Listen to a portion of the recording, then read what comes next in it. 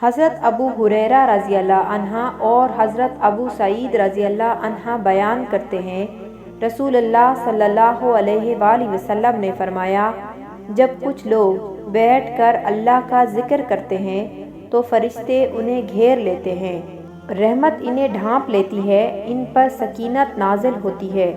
اور اللہ اپنے فرشتوں کے پاس اس کا تذکرہ فرماتا ہے۔ حضرت ابو سعید رضی اللہ عنہ سے روایت ہے کہ رسول اللہ صلی اللہ علیہ وآلہ وسلم سے دریافت کیا گیا، روز قیامت کون لوگ اللہ کے ہاں فضیلت و رفعت کے اعلیٰ درجے پر فائز ہوں گے؟ آپ صلی اللہ علیہ وآلہ وسلم نے فرمایا، کثرت سے اللہ کا ذکر کرنے والے مرد اور کثرت سے ذکر کرنے والی عورتیں۔ عرض کیا گیا، اللہ کے رسول، اللہ کی راہ میں جہاد کرنے والے سے بھی افضل؟ آپ صلی اللہ علیہ وآلہ وسلم نے فرمایا، اگرچہ وہ کفار و مشرکین سے